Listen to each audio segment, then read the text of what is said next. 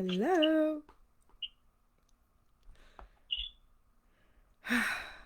So exciting. So exciting. Hello, everyone. Jerry Petito here. And I just want to thank Jesus Christ, my Lord and Savior, for this platform. This platform on Refresh Recovery. Hope Dealers Live tonight. Jared Bybee, thank you so much for this opportunity. Lord, I'm going to ask you to please have your hand in this live, okay? This show tonight, whatever we want to call it, because there's a lot of people that want to block what I have to say. And I'm giving it to you, God. I'm giving it to you, Lord, because I know you are in control of what's going to happen here tonight. And I thank you, God. I thank you for this platform. And I ask, Lord, to let this touch whoever it needs to touch. I'm here to save lives, God. I'm here to save lives. That's what you've done for me. You've saved my life. So through this platform, Lord, I just ask that this show touches whoever it has to touch. In Jesus' name I pray. Amen.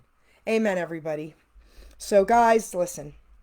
We're going to talk about something. We're going to talk about addiction, but we're mostly going to talk about recovery. And what we're really going to talk about tonight is recovery through God, healing. Okay? I'm going to start with what's going on in my life now, and we're going to go backwards. Okay? So I'm the author of, I'm not an addict, I'm just an ass. I'd rather be a smart ass than a dumb ass. This is a donkey, and the word ass is in the Bible. Okay? Because 29 years ago, guys, I was a dumbass. But I'm going to tell you something. Today, through God, I can now say I'm a smartass. 29 years later. So I wrote my book in 2016, and it wasn't very big. Once my book came out, I was approached by Hamilton Radio to do an interview on the DJ Danny Show. And after that interview, Hamilton Radio asked me if I wanted to do a radio show. So I thought and prayed about it. And after a few weeks, God said, do it. And I'm going to tell you something else. God said, write my book. I was woken up one night with a tap on my shoulder. I kid you not. And I heard these words, write your book. And I giggled and smiled and said, you want me to write my book, Lord? And he said, write your book. So I said, okay. 3 weeks later, the book was written. A friend of mine came.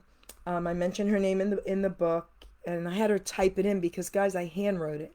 I'll be 60 years old. I'm not old, but I'm not really tech savvy and all that. So I hand wrote it. Okay, back in the day, I had a few poems published, and I hand wrote them and sent them to the publishers. So long story short, she comes, she gets it in for me, and she says, Jerry, her uncle who passed away, he was a publisher. She said, we're going to send this book to a lot of different publishing companies because sometimes it takes years. They might not like it. They might not want to publish it. I said, oh, no, God wrote the book. I said, so we're only sending it to one, Simon & Schuster. She laughed and said, okay. So she attached her info as well because I asked her to please do that for me. And we sent it. 5 days later, we get a call. We're on a three-way with Simon & Schuster's newest division, Archway Publishing. They loved my book and published it instantly. So don't tell me that wasn't God, guys. So now, like I said, Hamilton Radio approached me. I became a radio show host on Hamilton Radio. I was picked up by other networks. PANJ Radio, Beverly Nation, then Damon Looks. I have my own podcast now. And then Remember Then Radio. I'm still on them, and I want to read to you guys a poem, all right? Because I want to keep your interest. I want to read to you guys a poem, and then I have a bunch of them we're going to read because I know people love poetry, and they also like to hear stories in poetry form. So what we're going to do is this.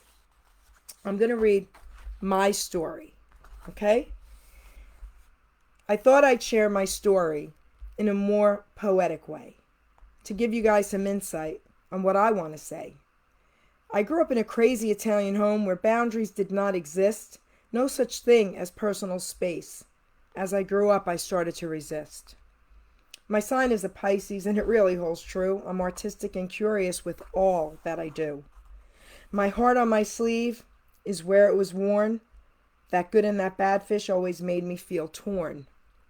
Everything possible there was to explore. My bucket list was huge. Every day I wanted more. Got me into trouble, from art school into drugs, traveling all over the world, even tasting some bugs. Getting pregnant, then married, and of course came divorce. I lived my life unmanageable, challenged everything with force. Outside of the box is where I belonged, but I always made right whatever I wronged. I fought structure and rules and never regretted. I only worried when needed, small stuff never sweated.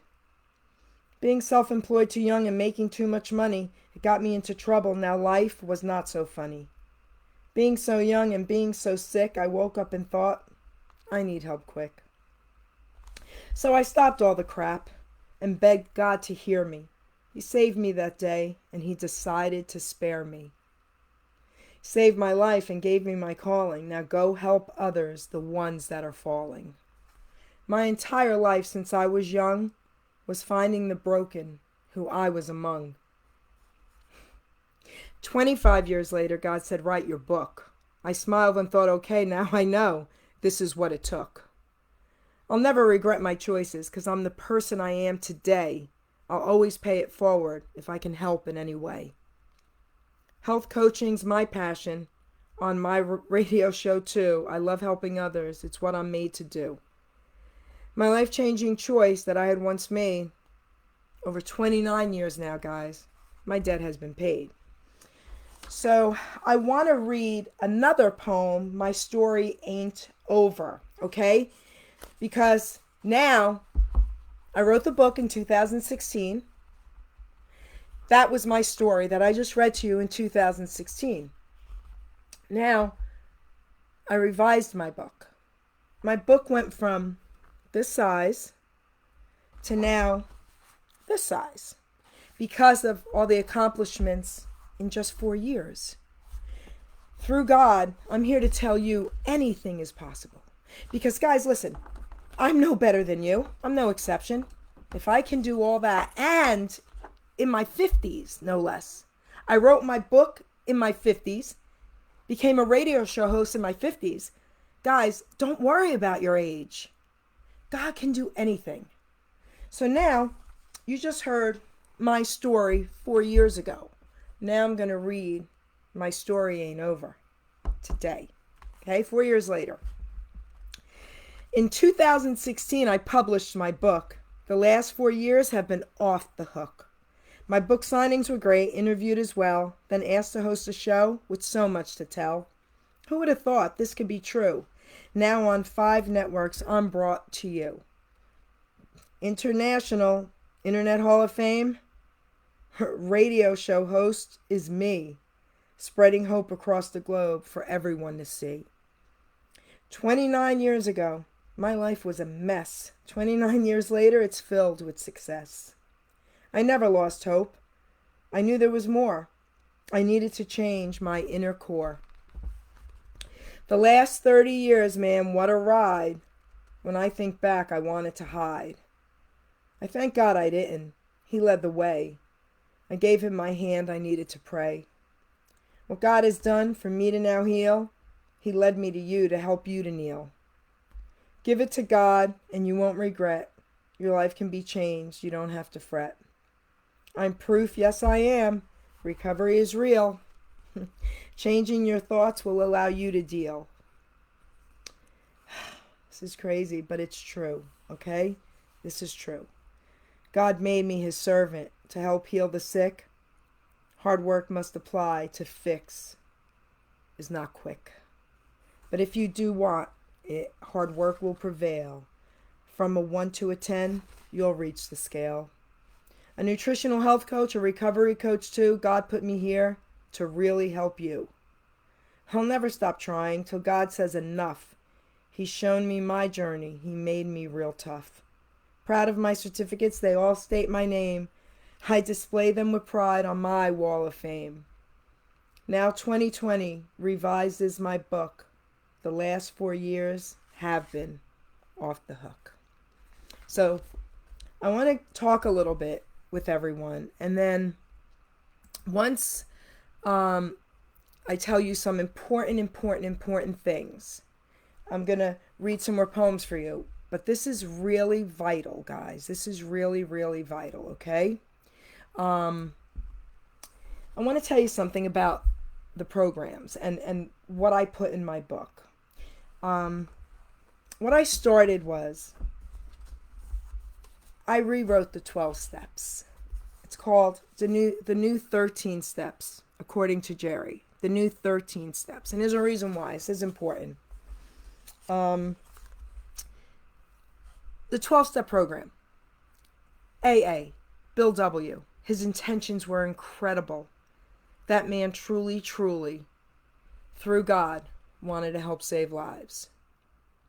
The reason why I'm doing this show for you is to let you know that there's a few things about the program I don't agree with. I will never ever tell anyone not to go through the 12 steps, and I will never ever tell anyone not to go to meetings. If that's your only support system, please go. So don't twist what I'm saying, guys, okay? Please go. For me, it didn't work, and I'm going to tell you why. 29 years ago, at 30 years old, I hit rock bottom, so to speak. And I put myself in Princeton House, and I spent the full 30 days there. And when I came out of Princeton House, I did everything they told me to do. I got a sponsor. I went to meetings every day. And I had to stand in front of the class, in front of these meetings, and say, hello, my name's Jerry. I'm an addict, and I'm powerless over my addiction. See, that did not sound right to me. And listening to everyone's war stories over and over and over again also did not sound right to me. Because here's how I saw it.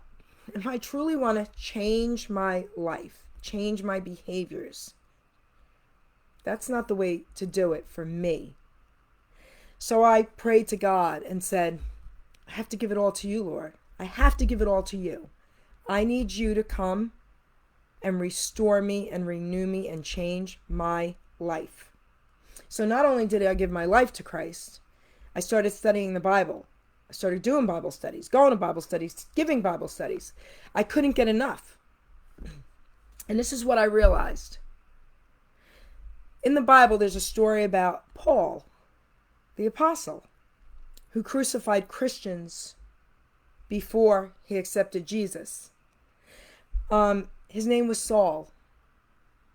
And guess what? God changed his name to Paul. He says, you're no longer that person. You're no longer anyone like that guy. You're no longer the person that killed Christians. You're renewed. You're changed. So we're changing your name to Paul. A light bulb went off. And I said, that's the answer. So these programs have a very low success rate. You can check everything out I'm saying to you guys. Okay, I'm not giving you any opinions. I'm giving you facts. 10%. So I'm the kind of person that everything has to make sense. And I started thinking about this, and I was like, you know what? If only 10% of the people get so-called healed, shouldn't we start looking at addiction differently? Shouldn't we start looking at recovery differently? Because 10% is not good enough for me. I'm not okay with that. So I'm going to show you something. Why I changed the 12 steps, kind of, sort of, to the new 13 steps, according to Jerry. I'm going to read these to you, okay? Number 1. Own the steps. See, you have to own them, and that's what I did. Number 1. Decide to stop lying to myself and others. Admit that I am choosing to allow my addiction to destroy lives, including my own. Number 2. Realize that I am an ass and that I need to find a power greater than myself. Number 3, get down on my knees and cry out to God, I am helpless without you. Number 4, look in the mirror and hate what I see looking back at me. Not to worry, because step number 10's got this. Remember that. Number 5, stop making excuses and blaming others for the horrible things I've done and instead decide to change my behavior. Number 6, stand up tall and tell God, I'm ready to go to war. I must fight to be right. Please show me how. Number 7, beg God for forgiveness and ask him to remove my crap. Number 8, write down the name of every innocent victim who was affected by my addiction. Number 9, get in touch with each victim. Honestly and humbly take ownership of my behavior and ask for forgiveness. Number 10, look in the mirror every day and take full responsibility for all my actions. That face looking back may soon start to like me. Number 11, continue to talk to God every day, asking for encouragement, guidance, and forgiveness. Realize I have to wake up and practice these principles on a daily basis while encouraging other addicts to do the same. I'm worth it, baby. Number 13, if you feel like blowing your brains out by now, put down the damn gun. I promise you, you won't regret it. So I want to talk a little bit about why I did that with these steps. Something never made sense to me, okay? Something never made sense to me, guys. And this is the problem here. This is what happened. On one hand, the addict is told by the program that they have a disease, that they're powerless over this disease of addiction. They're powerless over it. Okay? And they'll have it forever. Now, hear me out. On the other hand, they're telling the family members and loved ones that your family member, your loved one who has this disease that they are powerless over, but they'll have it forever, but they're powerless over it, needs to hit rock bottom. And you shouldn't do anything. You shouldn't do anything to help them. And if it means not giving them food, not giving them money, kicking them out, taking their car, whatever it means to let them hit rock bottom, you need to do that. Well, I kind of find that contradictory, because here's the thing. If someone I truly loved and cared about had a real disease that they were really powerless over, I'm going to do that to them? It's not happening. I'm not saying enabling. There's a difference. We'll talk about that as well. But what I am going to say is this. There's something wrong with that theory. There's something wrong with that theory. Because, again, I'm going to say this to you. If your loved one or someone you truly cared about had a disease that they were powerless over, you're going to do that to them, kick them to the curb until they hit rock bottom? No, you're not. You're going to stand by their side. You're going to hold their hand and take care of them. So there's a difference between that and enabling. I'm going to tell you something, okay? So enabling is when you allow it. I'm not telling you to allow it, but I'm telling you to help that person and never give up on them.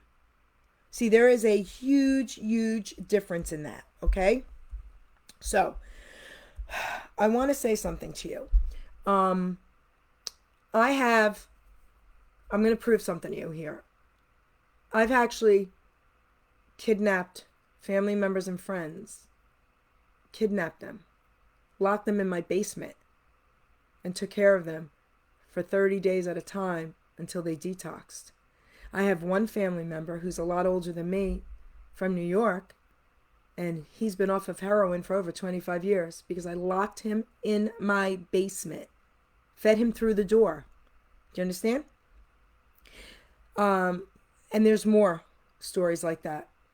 So what I'm saying to you is this. Enabling means allowing them to be in your home and take advantage of you and do all these terrible things. No, absolutely not. I would kick them out. Absolutely. But I would also pray for them and try to get them as much help as possible. So I have kicked people out, but I've brought them to places and threatened them and said, you're going in. I don't care. And I'm going to tell you about the disease part. Okay? The word disease means this: dis-ease. So, yeah, they have a disease. They do. They have a disease of the brain cells. Because while anyone is using, they are losing brain cells. They are. So they have a dis-ease of the brain cells while using. Now I'm going to share something with you. That could even be gambling. Whatever you allow to take over food, it doesn't have to just be drugs. It could be alcohol, food, right? Pornography, sex addiction. Whatever you allow to take over your mind, that is the problem. That ruins your brain cells. That's where you lose control. But if you can kidnap that addict, or if you can convince that addict to get help, and they did all the right things, in 30 to 60 days, they can start healing. They can start healing. So I want to tell you something. Bill W., his intentions were incredible. Okay? He suffered from depression, suicidal tendencies, right? Very, very serious situation. I want to read something to you. There were 2 British psychiatrists. This is public knowledge, guys.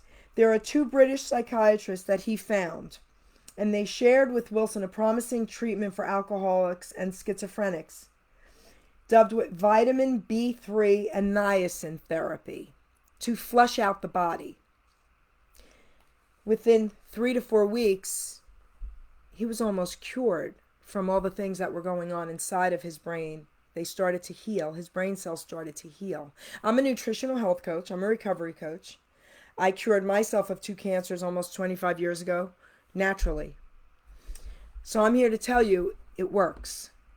Niacin is a vitamin that flushes out toxins. You sweat. Okay? That's why saunas are so incredible. I'm going to tell you a few things you can do if you want to take this seriously. Vitamin B3, niacin, the flushing one. Don't buy the new one that they came out with that doesn't flush, because that's just to make money and it doesn't help. Okay? And diet. I'm going to tell you about diet. I'm a vegan, and I'm not telling you have to be vegan to be cured or healed. I'm not telling you that. My body couldn't process meat and dairy, so that's why I had to become a vegan. Okay? But having said that, what you need to know about diet is this. Processed foods and sugar are 2 of the worst things for addicts, because processed foods and sugar also create people to have food addictions. And while they're destroying their health, they're becoming addicted to these foods. So I'm going to tell you something about sugar. The body, the brain, can't distinguish the difference between sugar and heroin.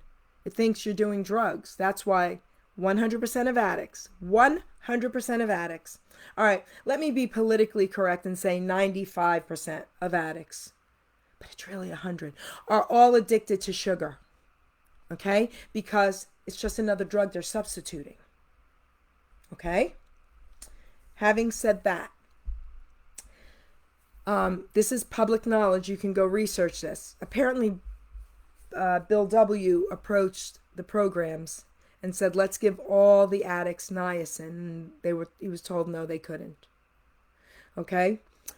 You can message me. I can talk to you. I can give you more information about all that. You can look it up and you'll discover some things you probably didn't know. Okay? So I had to put that out there. Now, let me talk to you about sugar. Today, it's not even real sugar anymore. It's high fructose corn syrup, which is 1,000 times worse and 1,000 times more addicting. See what's happening here? So things are done on purpose to keep us addicts. And telling us that we're powerless over this disease is to keep us in our addiction. I'm here to tell everyone, you're not powerless over anything. Through God, through Jesus Christ, you are not powerless over anything. So higher power, let's talk about that. They teach you that You should have a higher power, and you should, because I could never ever imagine going through life and thinking I'm it. I could never imagine me healing because of me. Okay, it didn't work through my addiction, so how can I be my savior? All right? Higher power? That's silly to me. They're teaching people that anything can be your higher power. I actually heard someone say that this special chair that they sit on is their higher power. Stop. Listen, guys, I'm here to help you. I am here to save lives tonight. Okay? God needs to be the higher power. God needs to be the higher power. Okay? So, all right. I want to read poem number 3 for you. Okay? About my book. And this is kind of funny, and you'll get it. I'm sure you will all get it. All right? There's also a YouTube video out. Diane Petito, beautiful young woman who's no relation to me. We found each other through social media years ago, and she did an incredible video. My book ain't for wimps. I wrote the poem, and she did the video for me. So it's out on YouTube. On my YouTube channel, you can go, okay? Here's the poem. I'm not an addict, I'm just an ass is the title of my book. Only if you're not a wimp, open it up and take a look. My book's making headlines, my book's turning heads. My book's causing people to stop taking meds. My book's not for all of you. My book's way too real. If you dare to open it, it might cause you to feel. Oh my God, not feelings, because then I might just crack. If I don't numb my brain, there'll be no turning back. My book ain't for wimps. It's not for the weak. My book's for the strong, if being sober you seek. My book ain't for wimps, not for babies who whine. My book ain't for wimps. It's for those with a spine. So don't be a baby. Don't be a fool. If you are an addict, you're just not cool. My book ain't for wimps. It's not for the scared. My book ain't for wimps. It's for the despaired. If self-pity you do seek, sympathy is your friend. Standing on your own 2 feet, nope, on others you depend. You go through life, woe is me, sorrow and pity you prefer. Responsibility you refuse to take, your life is now a blur. My book ain't for wimps. It might make you clean unless you like using and remaining a teen. You ain't the one who has to decide. It's your inner self and your silly pride. My challenge is this to all who apply. Read my book and get clean. The limit's the sky. So let's not confuse what I got to say. You do have a choice. You should make it today.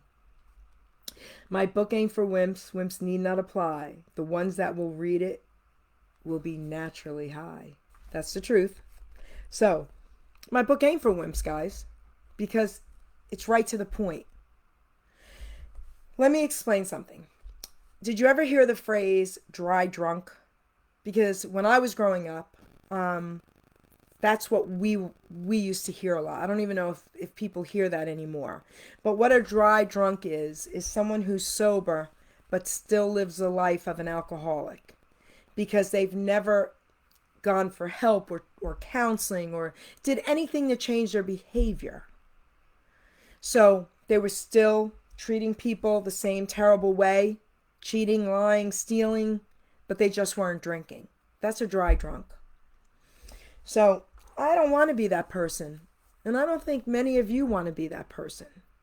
So I'm here to tell you that if you give your life to God and you ask Jesus Christ to renew you, He will. And you will never, I'm just telling you how it is for me and other people that have experienced this. You will never have those feelings of wanting to use again because Jesus Christ will renew you. Do you understand what I'm saying here? Like Saul to Paul. Saul crucified Christians. He became a new person through Christ and was named Paul. So we don't have to have that bondage of feeling like we want to use and oh my gosh, woe is me and the struggle is real and I'll always be this addict and I'm powerless over it. Absolutely not. So if you want to experience what I've experienced for the last 29 years, give me a shout out and I'll help you get there. Okay? Listen, refreshed recovery is incredible because we're on the same page here. We are on the same page here. I want to go over a couple more things here with you. I want to talk about niacin, and I'm going to tell you how silly things become. So niacin makes you sweat. It flushes out toxins. I said that before, right? People started complaining because they didn't want to flush. They didn't want to sweat. So the company came out with a newer version also where you don't purge, you don't sweat, you don't flush. I said a little bit about that before. I want to talk a little bit more about that. Now they've also said, we just want to make money on this. We don't care if it doesn't help people. It's ridiculous. So if you are going to buy niacin, make sure you get the original one that says flushing. Please do that, okay? Listen, this isn't hard. It's your life. Okay, it's your soul. So, I always thought, life is short. What's going to happen when I'm gone? I want to be with God. I don't want to believe in some higher power that could be a chair. I want to believe in God and Jesus Christ as my higher power, my Lord and Savior. We all need a Savior. And I'm just here to say that you're not yours and I'm not mine. And especially through addiction, that should have taught you that. Look how helpless we were. And we do choose. We absolutely have choices to make here. We have choices to make here. So, guess what time it is, guys? It is time for another poem. Let's do it. This one's fun too. All right? You're going to love this one. So, you know how we're told to fake it till you make it? See, I don't buy into that either. I don't love that. I'm not going to fake anything because that's going to keep me down. I'm not faking. Here we go. I changed it to face it till you make it. Here we go, guys. Fake it till you make it is a term heard so much. I don't really agree. It's living with a crutch. Not just for addiction. All life lessons, my friends. That's a sad in life to live until the end. I'd rather go by a saying more real. Face it till you make it in spite of how you feel. We got to grow up. Put our past behind. In spite of our hurts, there's greatness to find. I'd rather go through life smiling every day, holding up my chin, all good things to say. Positive thinking and actions likewise throw out a force up into the skies.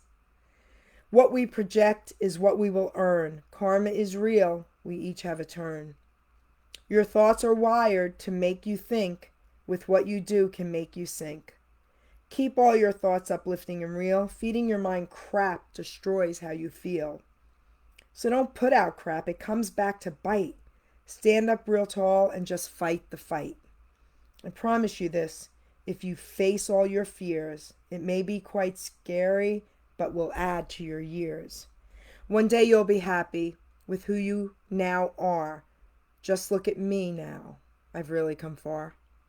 I look in the mirror and like what I see. But most important, I really love me.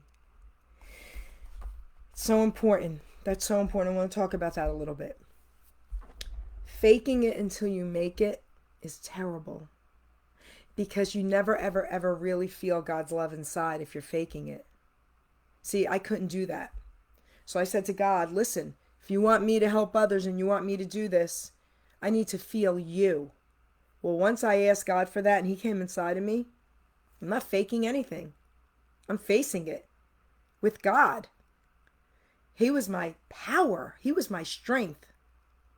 Okay, so I face everything now, head on, because I know I have God right here, right here.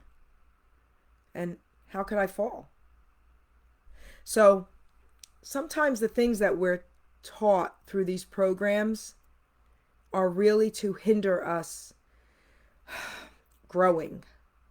I'm just going to let you know that. It's time we look at addiction and recovery differently. 10% is not okay with me. I'd like to see 50%, 60%, then get to 70, 80, 90. 100% I don't think we'll ever see, but I'd like to see 90. Okay? I'd like to see that. Now I'm going to tell you how We need to choose wisely. And then I'm going to talk about choices. All right. So I want to read Choose Wisely, guys. Okay. And no, this was a little planned, but not. God's got this as well tonight. Choose wisely. A healthy outlook begins with you. A life fulfilled is up to you too. A healthy diet is where you start, but a healthy mind is the major part. Remove from your diet all sugar, my friend, all processed foods kills in the end. Try being vegan or at least mostly greens. Veggies will heal even unhealthy genes. To get rid of toxins, niacin's the key. Will remove even cravings, flushing out needs to be. Sugar is a drug. Your brain thinks it is. To get you real clean, go take my quiz. You have a quiz in the book. The real way to detox is not with a drug. It's through nutrition and also a hug. Your brain sure can heal. I promise you this, if you do a cleanse, the drug you won't miss. Nutrition's the key. Do not be fooled.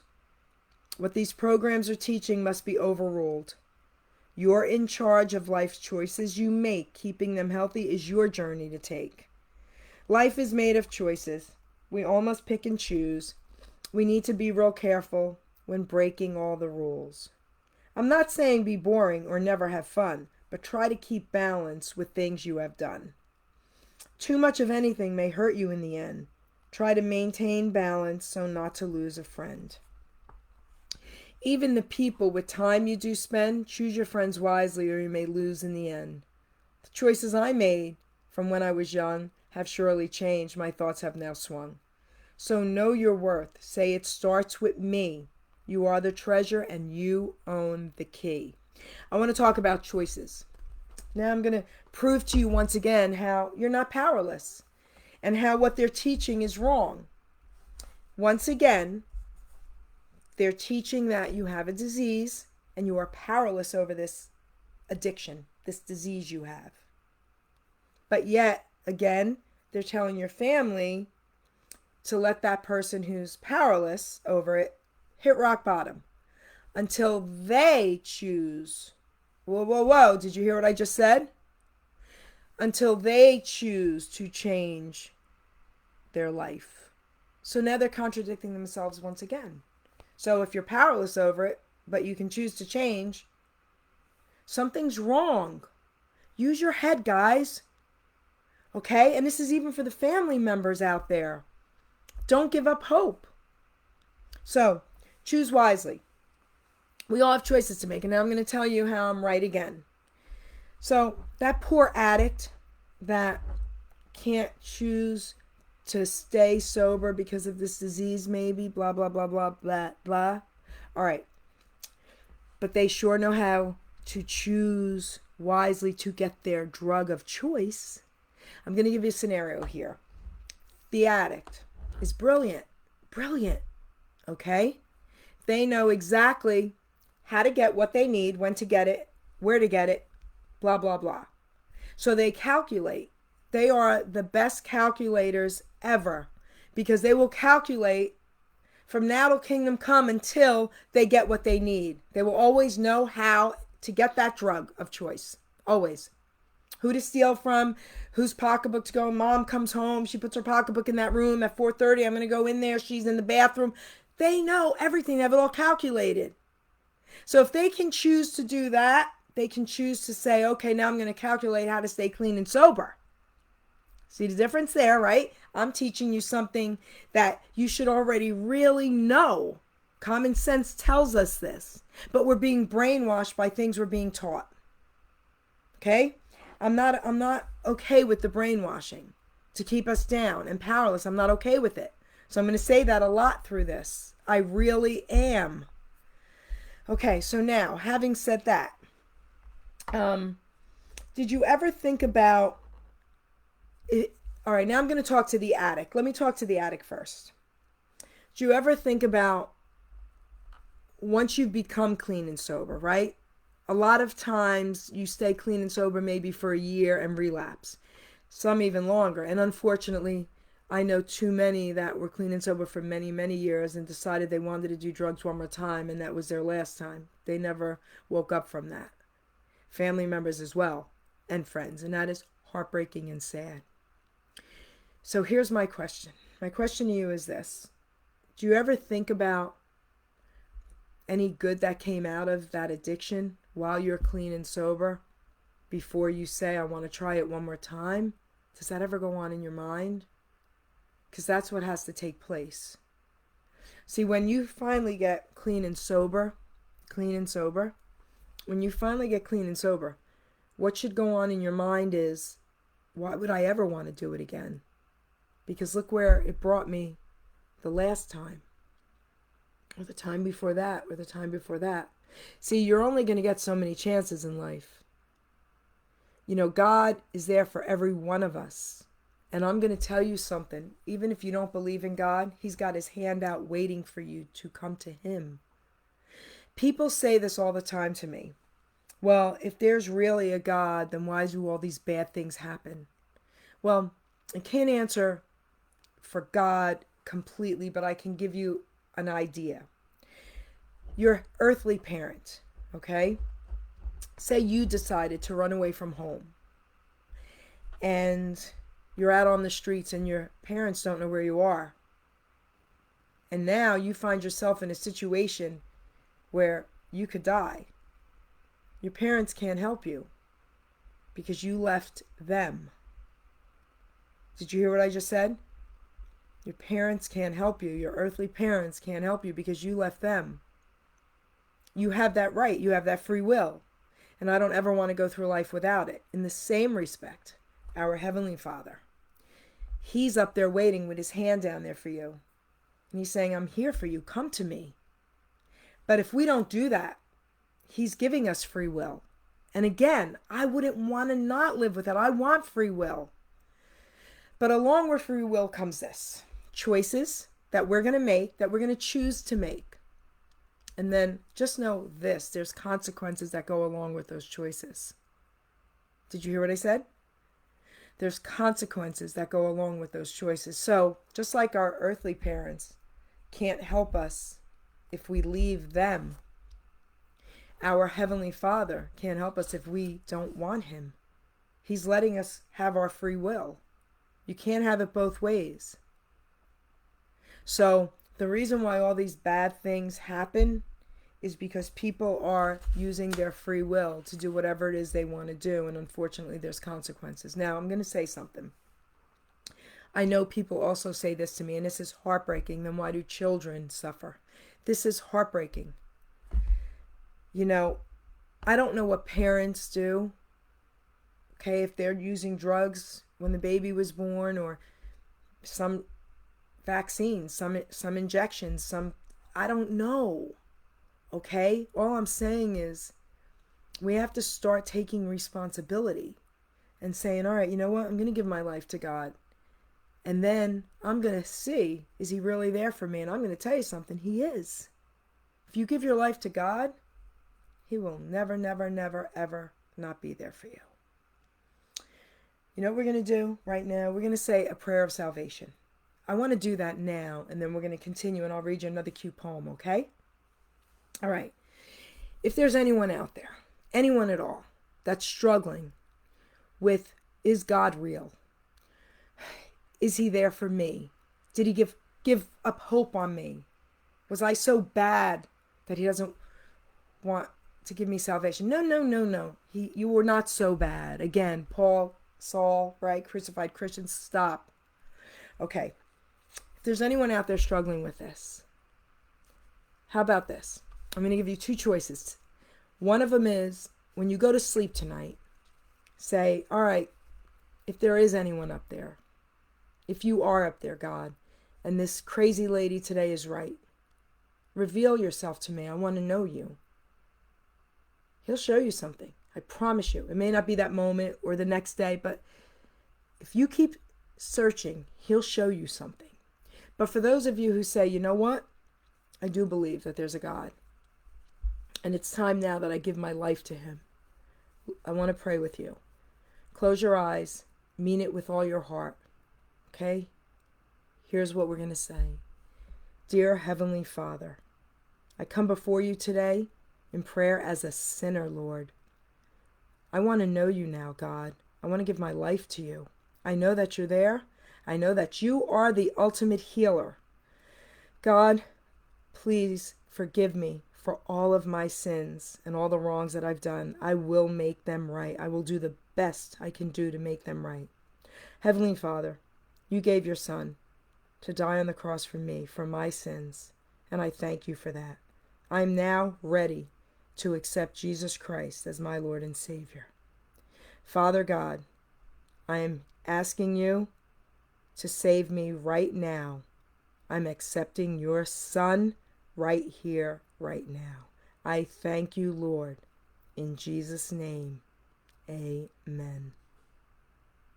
I'm here to tell you, if you truly, truly prayed that prayer and you meant it, you're forgiven. You are now a son or a daughter of God.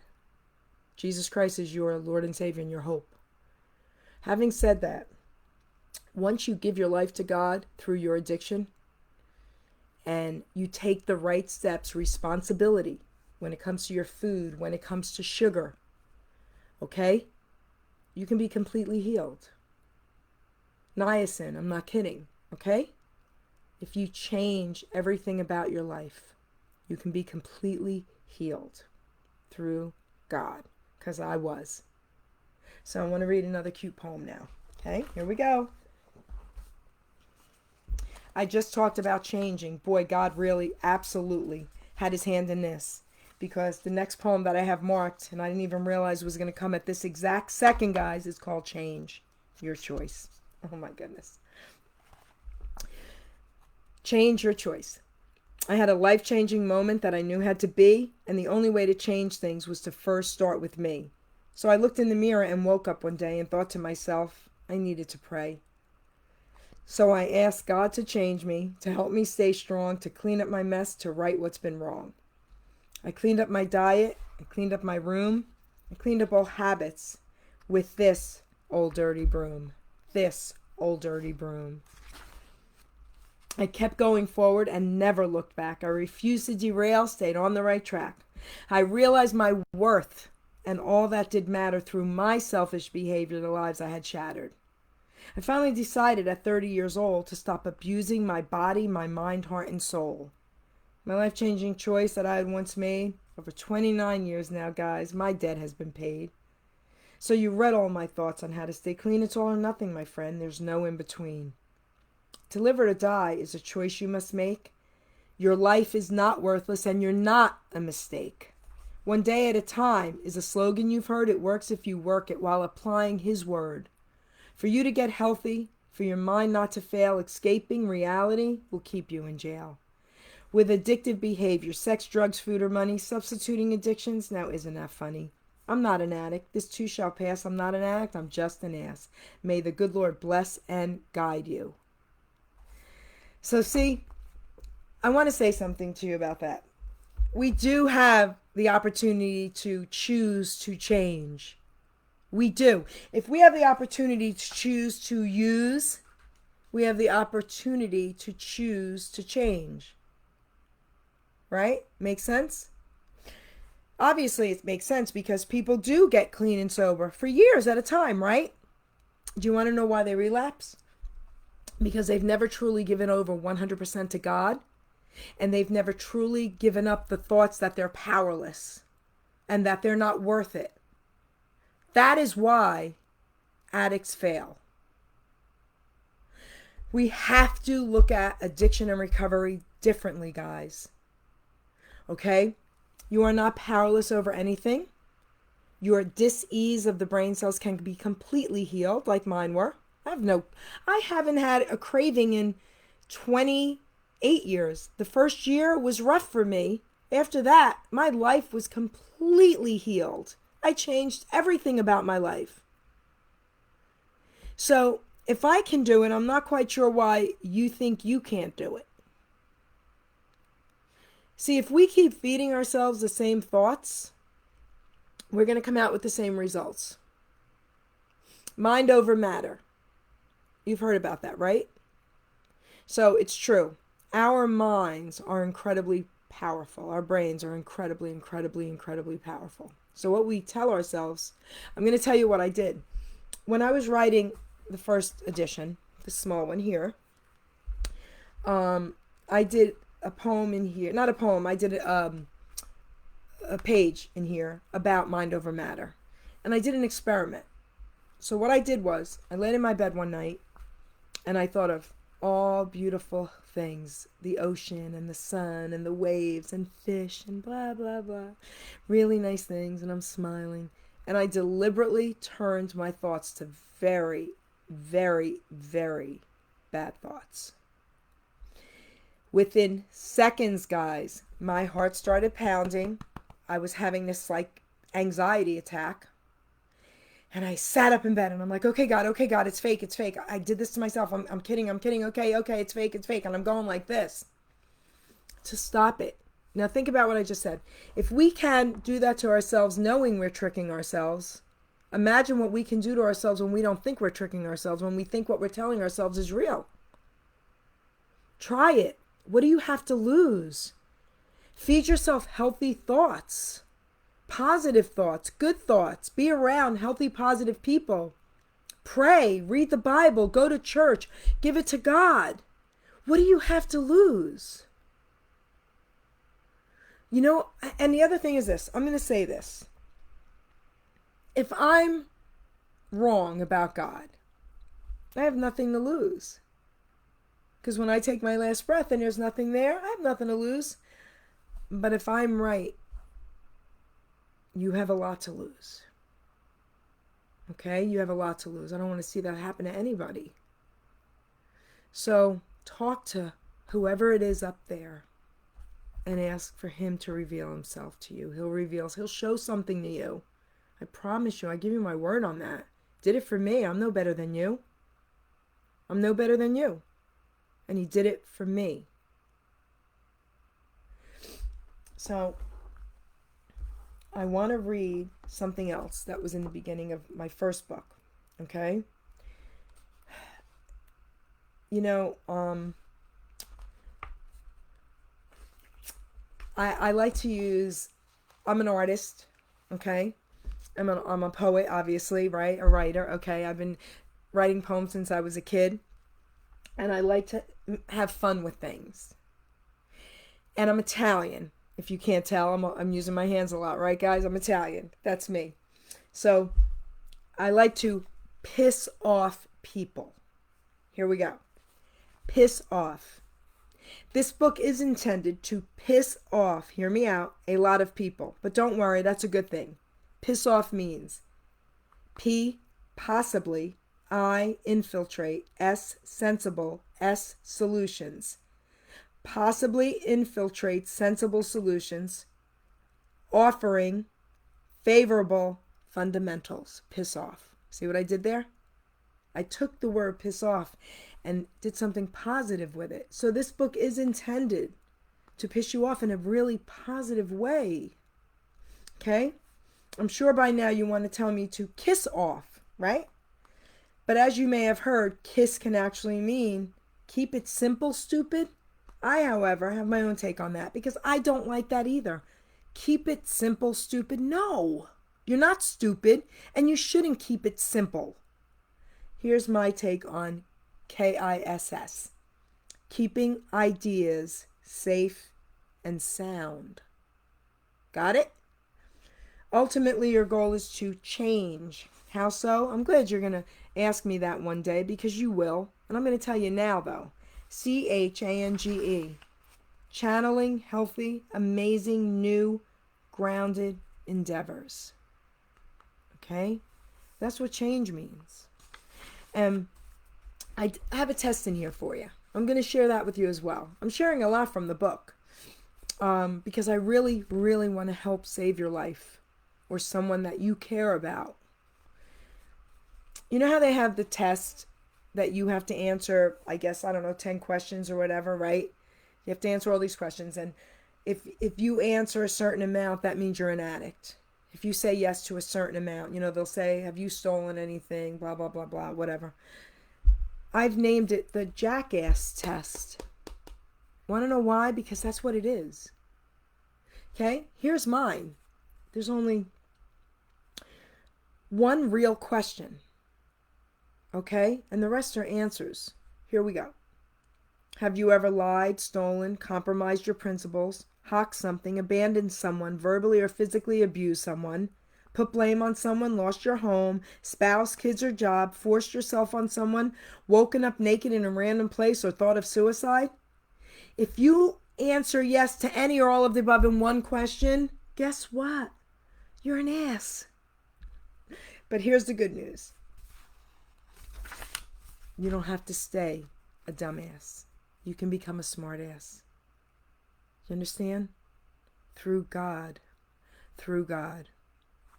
Listen, I'm not here to preach religion to you, because God is not about religion. Religion has nothing whatsoever to do with God. There are 2 videos out there. You know what? You guys got to check these videos out. They are the best videos ever. One of them is, they're like young artists doing this, rhyming to it. It's so good, and they're not long. One is called Why I Hate Religion But Love Jesus. Gotta check it out. The other one is Church Pew or Barstool. If you Google that, it'll come right up. Church Pew or Barstool. And I think it's a young pastor sitting in a church on a bar stool talking. So I'm going to share something about that with you. So I'm a Christian. I am not a religious person. Don't get it confused, please. I grew up Catholic and left the Catholic Church when I realized God is not about religion. So I owned a poker league. Yes, poker. In Mercer County, New Jersey for over 10 years. I gave it up a few years ago. And it wasn't for money. They would play for free, and they would win gift certificates to the restaurants we were in. But religious people used to say to me, well, if you're a Christian, how are you in restaurants and bars playing poker? And I'm here to tell you, do you know how many people have accepted Jesus Christ through my poker league in these restaurants and bars? And something funny I want to share with you guys is they were not allowed to use the Lord's name in vain. So if I walked into a room and somebody wanted to do that, and I would be like, hey, and they would be like, sorry, Jared, cheese and rice, cheese and rice. So they respected me and they loved me. I want to tell everybody out there, if you are worshiping religion, pray about that. I'm not telling you to stop going to church. I'm not telling you that. But if you are worshiping a man telling you about a religion, pray about that, please. You should only be listening to maybe pastors talk about the Bible, the Word of God, Jesus Christ. He's the only way to heaven. He's the only salvation for you, not religion. Okay? In the Bible, it talks about the Pharisees, right? Jesus wasn't a fan. So maybe you want to get yourself into a Bible study or open the Word of God. Religion is man-made. Do you understand that? Religion is man-made. It is not from God. Okay? So now I want to share a little more with you. I'm going to share something here that's incredibly personal. But I'm an open book because I have it all in here, right? I'm an open book, guys. And it's important. It's important to be an open book if you want to help people. Now, I'm not a person to ever share war stories. I don't do it. I've told what my rock bottom was. And I'll share that with you now. And then I'm going to share what made me start using drugs. I'll share that second. My rock bottom was this.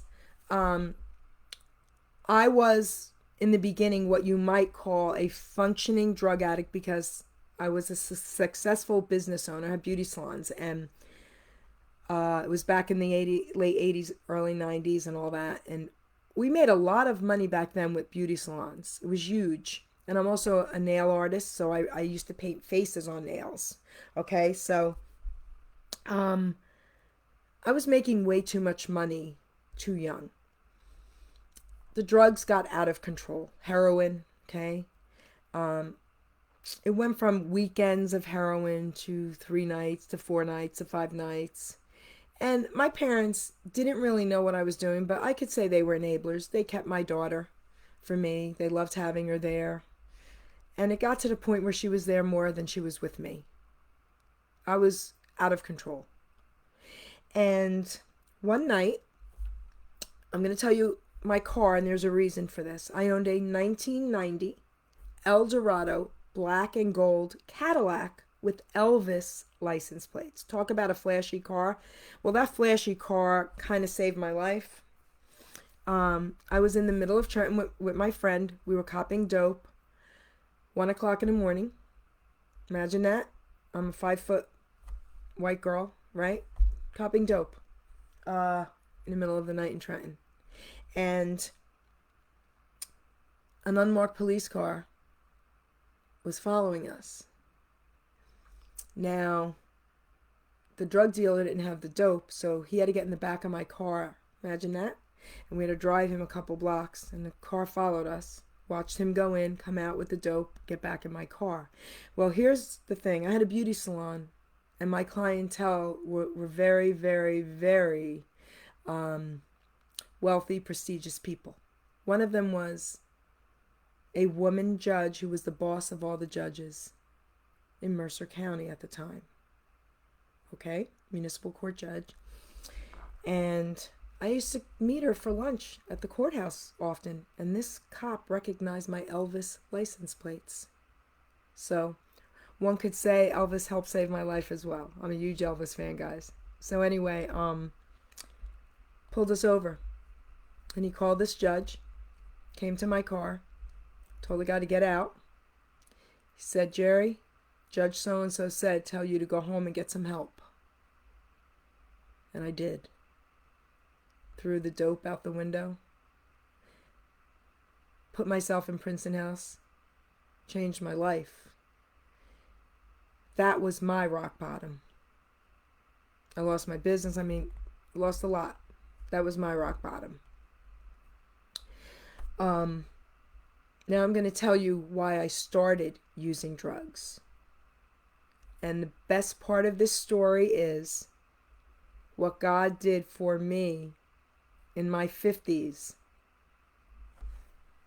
about why I started using drugs. So I was a young teen, probably 13 or 14. And I'm saying this for a reason, guys. I didn't look like I was 13 or 14. I had a very big chest at the time. I looked very developed. And I was from New York, but we moved to New Jersey, in a small country town here. But I was a tough New York kid, okay? And an older guy in his 20s, a neighborhood guy in his 20s, was moving away and approached me a couple weeks before he was moving with his family and touched me in places he shouldn't have touched me, said terrible things to me. And I was a tough kid, and I said to him, you have 30 seconds to get your hands off of me, or my dad will be in jail for murder with his bare hands. My dad was a tough Italian man from Italy. He would have done it. And he kind of went and walked away. Back then, things were different, guys. Like I said, I'm almost 60. And today, I would tell anyone, if that ever happened, you immediately go to your parents and you immediately call the cops. Do you understand what I'm saying? You immediately tell someone, tell your parents, go to the police. But back then, things were very different. I knew I couldn't tell my father. So I told another family member. Something told me I had to tell a family member. And that family member approached that person and said, you're lucky you're moving away. Long story short, the reason I started doing drugs was because as I got a little older, I always believed, did we do the right thing? Did we let a child molester go? Okay? That was what I've lived with my entire life. Well, this family actually is still in touch with some of my family members and came to New Jersey for a family party a few years ago. Now, I was 57 years old. And do you know that this man in his late 70s came up to me when no one was around and touched me, grabbed my butt, tried to kiss me? Do you know what I did? I know what you're all thinking I should have done, but no. I smiled and I said to him, "You better count your blessings, you dirty old man, because I'm going to tell you 3 things. I forgive you because Jesus Christ died on the cross for me. Okay? But he just gave me a gift today. God just gave me a gift by you doing this. And I thank God for allowing that to happen. He let me know that I didn't let a child molester go. Because if I let a child molester go, he wouldn't have been interested in me at 57 years old. He was just a pervert then, and he's still a pervert. I didn't look like a child. I said that to you. And he was also in his 20s, late 20s, so it wasn't like he was 50. So he wasn't a child molester. God took that burden off of me after all these years. So talk about healing. Talk about healing and talking about God's grace, because God knows I needed that. So I was happy this happened. See, that's how I looked at that. It was amazing for me. So I'm even more healed now. Okay? That burden is gone. I say that to say this. There are going to be things that go on in our lives, right? Sometimes horrendous things, terrible things.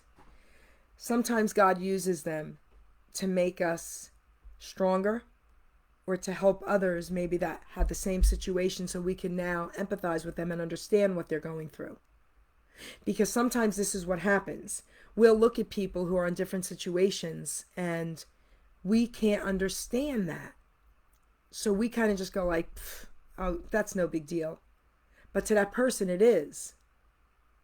So God allows every individual to go through something so that maybe one day they're going to need to help that other person going through the same thing. Okay? God's using me for people with health issues and addiction.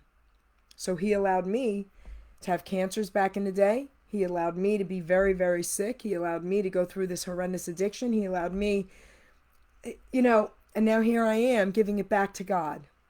Right? God gives everyone a gift. We all have a gift. It's our responsibility to tap into whatever gift that is and go with it and ask God to help us, live to his expectations with it, to help other people. That's our goal. That's why we're here. So if you can do that, if you can tap into it, all right, I'll give you a little scenario. You can always take anything in your life and make it negative, but you can also always take anything in your life and try to make it positive. Okay? So, I'll give you a little story. Someone said one day, "Oh my gosh, I'm having such a terrible day. A car missed me by an inch.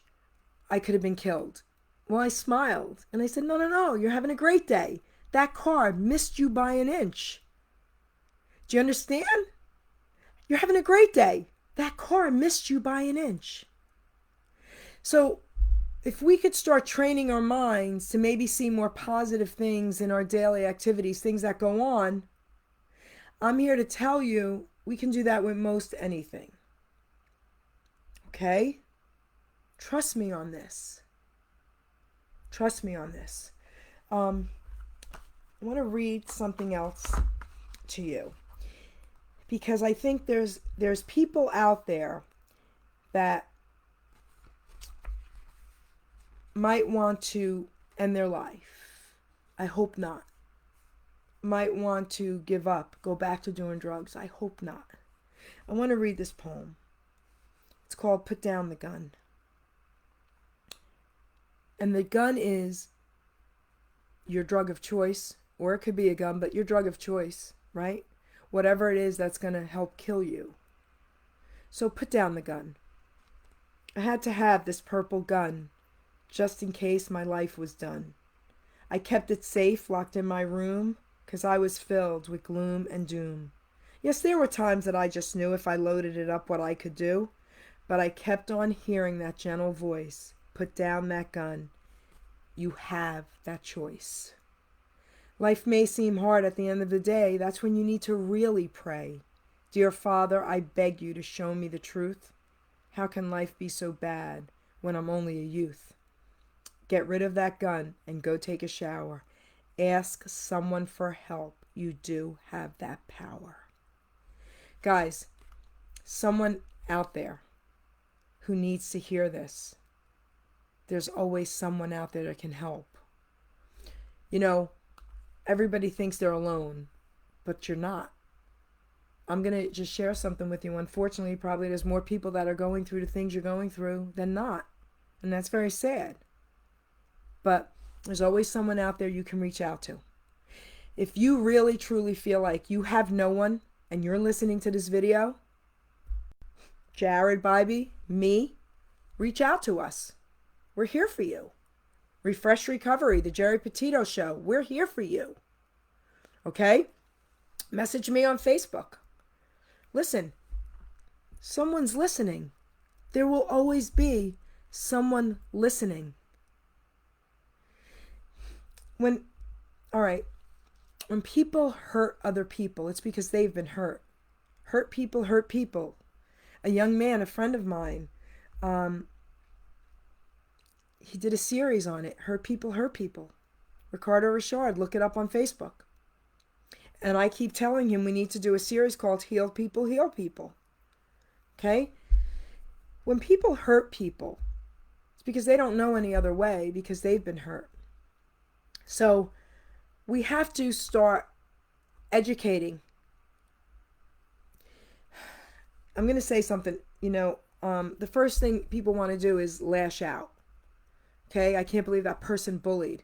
I'm very sad for kids who bully, because those bullied kids are probably being abused at home. So if we could stop bullying in any way by starting with the bully, I think that's the best way. Children are children, and no one just all of a sudden says, I want to have hate in my heart and I want to hurt another child. That doesn't happen. Kids that bully other kids are being bullied. Why are we not helping all of them as well? See, everything stems from childhood, right? So if we could break the cycle, that's what needs to happen. We're not doing things right. We're not. We need to change things on so many levels with so many different avenues, right? We have to. And unfortunately, people feel like their hands are tied, or their say doesn't mean anything. I've even done protests and stuff. I've even been in Trenton, Robert F. Kennedy Jr., for our religious rights. I was there. I got to meet the man. So I'm not afraid. If I feel like I have a voice or I could do something, I'm going to do it. That's how we all should feel. In peace, though. In peace. Not rioting. In peace. So if anybody out there feels lost, if anybody out there is being bullied, I don't care what age you are, if you're an adult, I don't care. If anyone out there is being abused, I will help you. I can give you avenues. There's so much out there now. Things are very different today. It's not like it used to be. Okay? People were hidden and told to shut up, and kids were told to shut up while they were being abused and beat, raped, whatever. Okay? Today it's different. There's a lot out there to help every one of you. So please, I'm begging you to reach out to us. There's avenues out there for everything that's going on today. And I'm going to tell you something. If you know that a child is being bullied or hurt, get them help. Please do that. Children are innocent, okay? Please do that. So, I want to end today's show. I think we've talked about a lot. I think we've talked about enough. I think I've covered everything important that I needed to cover. I'm going to close today's program with 2 poems back to back. Okay? The first one is Christianity and back to back with Jesus. Okay? Because this is the only way I feel right with ending this. I want to say thank you to Refreshed Recovery. I want to say thank you to all the listeners. I think this incredible platform of Hope Dealers Live is off the charts. It's off the charts. When this video gets out there, please share it. If it's touched you in any way, shape, or form, reach out to us and just let us know and share this video. We are here to save lives. We are here to save souls. Okay? You do not have to live in bondage with addiction. You can be completely healed. Okay? Completely healed 100%.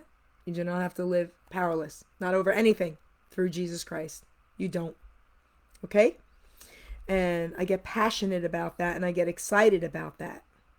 So I wrote Christianity and Jesus, and I'm going to close today's program with this for all of you. Okay? Christianity. So many religions have surfaced today. Most of us wonder which one's the right way. Being brought up Catholic, I wasn't a fan. I also struggled with listening to man. I just wasn't buying the crap that they said. My salvation's in Jesus through his blood he shed. Not sacraments and giving cash, confessional boots, and Wednesday's ash. These rules they speak of are all man-made. If you open the Bible, man's words will fade. You won't find them in there because God said it clear. You won't work your way into heaven, my dear. Most big religions have put God away. They want your alliance and what you can pay. What Jesus nailed upon that cross, before his last breath he took, his words were spoken for us to hear. It is finished, and left us his book. I tell you the truth, there's only one God. When you take your last breath, he'll greet you and nod. I hope you are ready to meet him that day, want to hear him say, well done, instead of casting you away. My works are just worthless. I'd end up in hell. That's why he sent Jesus. Now in heaven I'll dwell. Jesus. I'm not ashamed to proclaim his name. I'm not ashamed. It's God I claim. The world stirs hate, but God stirs love. The world's lost faith. It's found up above. The world says God's a myth. The world says God is fake. God says I'm really here. God says I'm no mistake. The lost are broken. The broken are lost. Condemning your soul, not sparing the cost. God says, listen, I'm here for you. Just come to me. I'll make you new. You laugh at him and curse his name. You dance with evil in this war game. Religion is false as can be, was made by man and not by he. Religion still has God nailed to that cross, making you think the church is your boss. When Jesus said, it is finished, they took him off that cross. He rose from the dead so your soul wasn't lost. He no longer dangles on the cross from that day. He's free from that cross. Jesus now made the way. We wear a cross because we're his kid, to be reminded what this man did. The crucifix should not be worn. Religion keeps God on that cross in scorn. Man-made rules to cost a fee. The price of Jesus to you is free. Come as you are and don't pretend. He knows all things, beginning to end. Religion is evil. It caused lots of pain. God's full of love. In heaven you'll reign. Religion starts wars and splits up the home. The young people leave, now left to just roam. Religion is toxic, take it from me. Almost cost me my life, but God set me free. Growing up Catholic made me hate church. Priests hurting boys made me now search. I couldn't believe God was in there. To me church was evil and filled with despair. Then I found God, the real one I mean. Not statues on crosses, but the God I have seen. I cried out one night, whoever's out there, please show me the truth. Does anyone care? It was then I heard him as clear as can be. I'm here and I care. I made you for me. You are not alone. I will lead the way. I'll never leave you. Your price I did pay. I'll protect you and guide you as long as you want. Tell me your sorrows. I'm your confidant. I'm your heavenly Father. You're my earthly kid. There was a price on you to the highest of bid. It was then that I marked you and said you were mine. I knew at that moment you were made to shine. I'll never put rules on the way you should live. I gave you free will, from my life I did give. You have that choice. The choice is yours. There are two choices behind each doors. One choice is distant and it will bring pain. One choice is closer and it will bring gain. The cross I was nailed to for you, not in religion's name. It was you that I knew. Self-righteous will pay, trust me on this. If they ever judge you, them I'll dismiss. Everyone sins, that's why I came. No one is better than you in my name. Self-righteous will perish, I won't call them home. Stay humbled and loyal, in heaven you'll roam. I can't come to you till you let me in. I'll open my arms and I'll cleanse your sin. Father, God, I do thank you for sending your Son to shed his blood for me. Then he said it was done. He said it is finished. Now listen to me. He never said religion would now set you free. Remember, religion was not in his plan. When God sent his Son to live as a man, the Pharisees and priests were not living right. They judged and condemned, and religion would fight. God said, enough. I'm sending you my kid to teach you to love, exposing sins you hid. When Jesus took up to the cross, he died on it for you. You now need to accept him so he can make you new. Ask him to take over, because you are way too weak. I promise strength he'll give you, if only Jesus you seek. It is finished, were his last words. His flock will now be saved, marching in herds. It is finished, I know he said. Now you can live and not be dead. Ask Jesus to free you of bondage Satan holds. Ask Jesus to stand guard as the Bible now unfolds. All that was written is being played out. Will you be ready or will you have doubt? Will you be ready the day he returns, or left behind to feel the burns? My prayer is this, that you take heed to know the reason Jesus did bleed. The time is near. It really is. Will you be ready to say you're his? Guys, I hope I helped someone out there, even if it was one life today. That refreshed recovery giving me this platform. Hope Dealers Live. Jerry Petito here. Then we did what we were supposed to do. Okay, even if it was one life, we did what we were supposed to do. So I thank God for this platform. I thank God for all the listeners. And Jesus is there and he loves you. Amen.